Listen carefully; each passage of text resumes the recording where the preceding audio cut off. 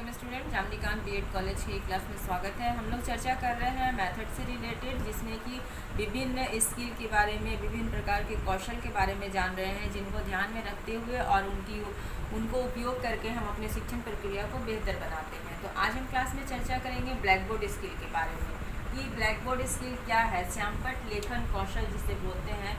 Black board जो है ये हमारा सबसे ज़रूरी और उपयोगी साधन है टीचिंग प्रोसेस के लिए, और ये हर जगह हर एक क्लास में जो है वो ब्लैक बोर्ड मौजूद होता है। उससे क्या होता है, हम अपनी शिक्षण प्रक्रिया को बेहतर बनाते हैं। और वो अगर ये कहा जाए कि क्लासरूम का वो केंद्र बिंदु है, बिना ब्लैक बोर्ड का जो है क्लासरूम का कल्पना हम नहीं करते हैं। प्रत्येक क्लासरूम में जो है वो ब्लैक बोर्ड वाइट बोर्ड होता ही है, और उसके माध्यम से जो है हम अपनी क्लास को बेहतर बनाते हैं। लेकिन हम जब उसका उपयोग करते हैं तो हमें किन किन चीज़ों को ध्यान में देना चाहिए, या फिर हमें जो है ये ब्लैक बोर्ड से क्या सुविधा मिलती है, हमें किस चीज़ से हम किस प्रकार से उसको साधन के रूप में जो है उपयोग कर सकते हैं, इसके बारे में आज हम चर्चा करेंगे। तो श्यामपट्ट लेखन जो है वो क्या है, एक साधन है। क्वेश्चन आता है कि श्यामपट्ट एक साधन के रूप में, ठीक है, कैसे, ये आपका फिल इन द ब्लैंक्स हो या ऑब्जेक्टिव में आ जाता है कि श्यामपट्ट आपका डैश दे करके या फिर साधन है, तो उसका आप विवेचना करिए या कैसे है। तो आपको बताना पड़ेगा कि आप किस तरह से ब्लैक बोर्ड का यूज़ करते हैं, ब्लैक बोर्ड रहने से क्या सुविधा होती है, जिसको कि हम लोग अपने शिक्षण प्रक्रिया में उपयोग करते हैं। तो सबसे पहले साधन के रूप में अगर हम कहें तो ब्लैक बोर्ड हमारा जो है एक साधन है। किस प्रकार से, सबसे पहला दृश्य सामग्री के रूप में, दृश्य सामग्री के रूप में, यानी कि जो देखकर बच्चे सीखते हैं। हम ब्लैक बोर्ड में कुछ भी लिखते हैं तो बच्चे क्या करते हैं, उसे देखते हैं, वो विजुअल होता है, और वह जब विजुअल होता है तो उसे हम लोग दृश्य सामग्री में रखते हैं। तो इस तरह से दृश्य सामग्री के रूप में श्यामपट्ट हमारा एक साधन है। दूसरा है विविधता उत्पन्न करने में।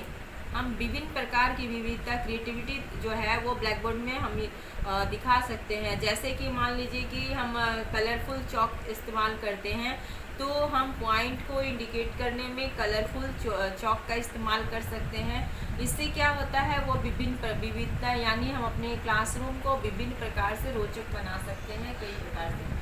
दूसरा है विचारों को आदान प्रदान को प्रभावी बनाने में। जैसे कि किसी स्टूडेंट से मैंने क्वेश्चन किया, और जब स्टूडेंट उसका आंसर देते हैं तो हम ब्लैक बोर्ड में लिखते हैं कि ये आपने आंसर दिया, फिर दूसरे से लिखते हैं तो उनका आंसर यहाँ लिखाता है। तो इस तरह से जो है हम अपने विचारों को आदान प्रदान करते हैं। हम जो चीज़ बोल के नहीं है उसको लिख के समझा सकते हैं, और बच्चे जो है उनसे भी हम लिखवा सकते हैं।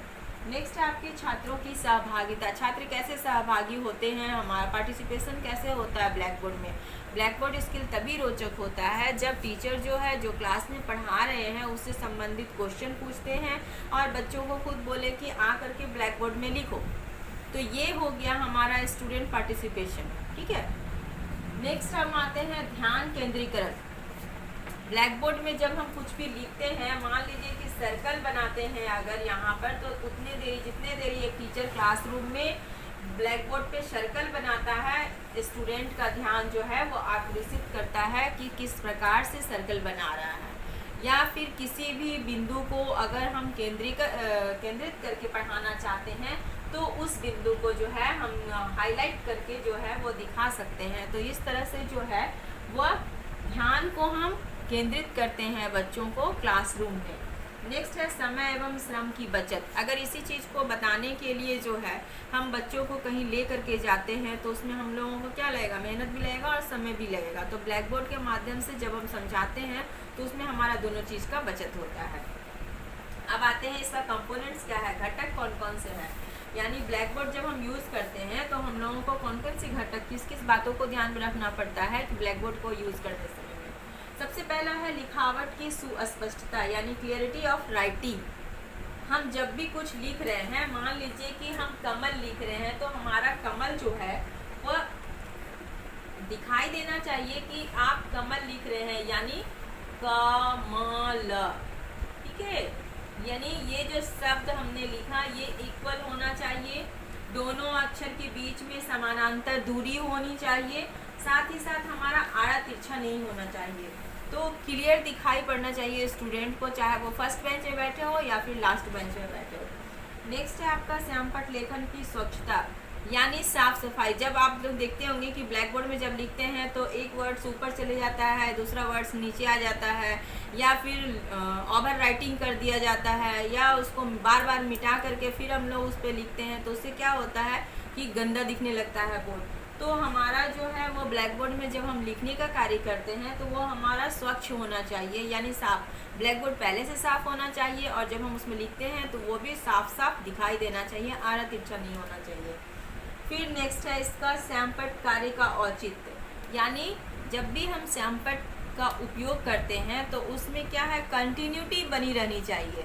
जैसा हम पढ़ा रहे हैं और अगर हम लिखा रहे हैं किसी भी घटना का, तो उसका सन कब हुआ था और उस आंदोलन का नाम, ये दोनों चीज़ हम लोगों को जो है वो सीक्वेंस में देना होगा, तभी हम स्पष्ट रूप से जो है ब्लैक बोर्ड का यूज़ करके बच्चों को पढ़ा सकते हैं। साथ ही साथ इसको ध्यान में रखते हुए कि हमारा जो लिखावट है ओवर राइटिंग नहीं होना चाहिए, ध्यान आकर्षित होना चाहिए। बच्चों को जब आप कुछ लिखेंगे और ध्यान आकर्षित ही नहीं होगा तो ब्लैक बोर्ड स्किल का जो है वो सही उपयोग नहीं होगा। तो आज की क्लास में इतना ही। नेक्स्ट क्लास में इसकी उपयोगिता के बारे में और चर्चा करेंगे। Thank you.